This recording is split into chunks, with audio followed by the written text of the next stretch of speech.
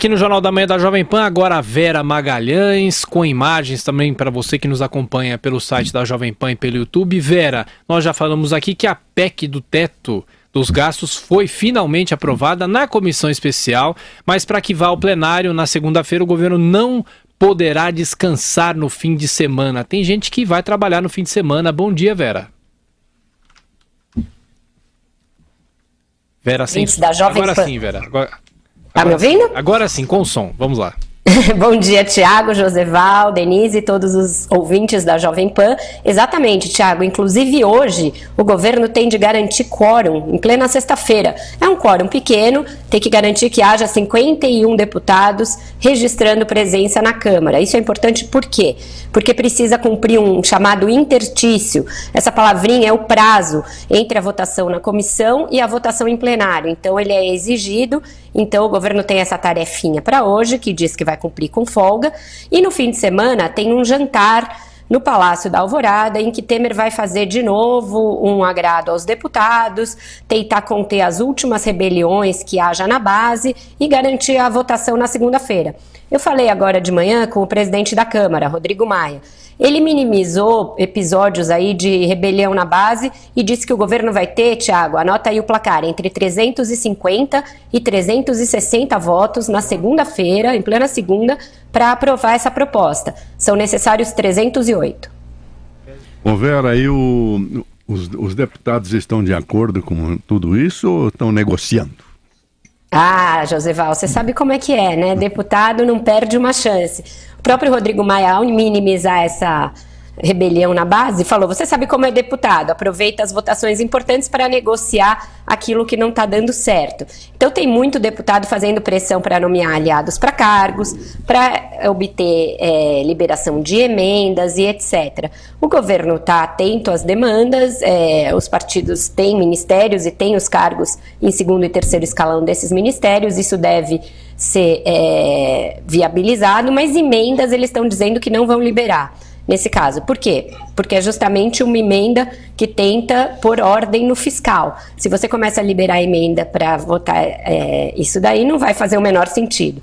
Então estão dizendo que dessa vez não vai ter liberação de emendas no varejo. Vamos conferir depois pelo Diário Oficial. Agora, Vera, você acha que dá certo essa estratégia do governo de colocar Henrique Meirelles para falar, de obter apoio da sociedade, dos empresários? Hoje nós temos anúncios nos jornais das principais confederações de empresários apoiando formalmente a PEC dos gastos. É uma outra forma de negociar que não é bem negociação com o Congresso, né?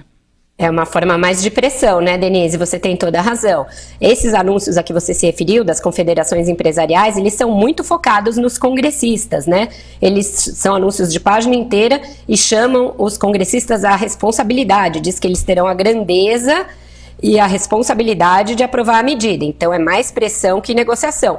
Mas o governo entendeu que isso era necessário, porque essas entidades representam empresas que são importantes ali na tratativa com os deputados e senadores. Apesar de não ter mais financiamento empresarial de eleições, eles são importantes ali na interlocução com os deputados e senadores. O anúncio que o governo faria, Denise, pessoal, tem uma novidade sobre isso também. Falei agora de manhã com o assessor do Planalto, que me disse que houve dificuldade para liberar pelo Tribunal de Contas da União a verba que eles queriam usar para anúncios próprios da presidência a favor da PEC do teto. Então, por isso é que hoje, nos jornais, só tem esses anúncios das confederações, não tem ainda o anúncio do governo a que a gente se referiu ontem. Então, eles estão tentando liberar hoje ainda, para que no fim de semana possam ser veiculados esses anúncios. Mas pode ser que isso fique só para o segundo turno da discussão, pode ser que não haja liberação dessa verba.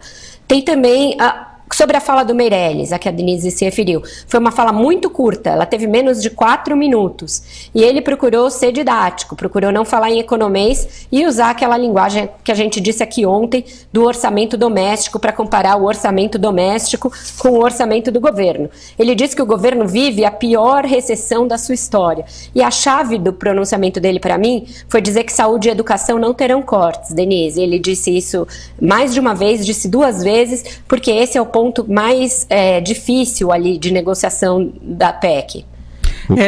Desculpa, José, mas saúde e educação não terão corte, porque os valores que vão servir de referência vão ser os do ano que vem, que provavelmente devem aumentar, porque o que se espera é que a economia cresça no próximo ano. Agora, Vera, eu teria mais uma dúvida nessa questão política, que eles estão vinculando a votação da PEC na segunda-feira a uma votação antes da repatriação de recursos. E eles estão querendo fazer algumas modificações aí em relação à multa, devolução de multa. Isso vai gerar muita discussão.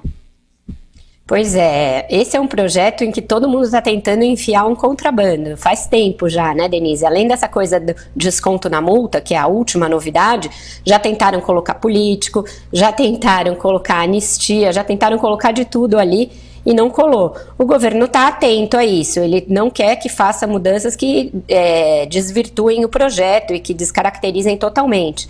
Vamos ver, eu acho que o governo está com uma maioria mais ou menos consolidada para aprovar o teto. Mas é claro, vai necessitar essa mobilização do fim de semana. Eu acho sim, as duas votações estão bem vinculadas, elas todas atacam esse problema aí do fiscal, e essa PEC dos gastos permite o governo ter receita, então ele está bem de olho nessa votação.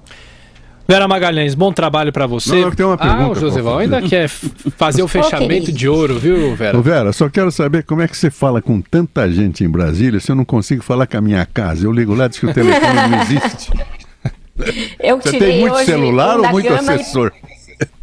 Não, eu falei com o Rodrigo Maia, ele mesmo, ele falou, minha agenda terminou às 1h e você já está me ligando.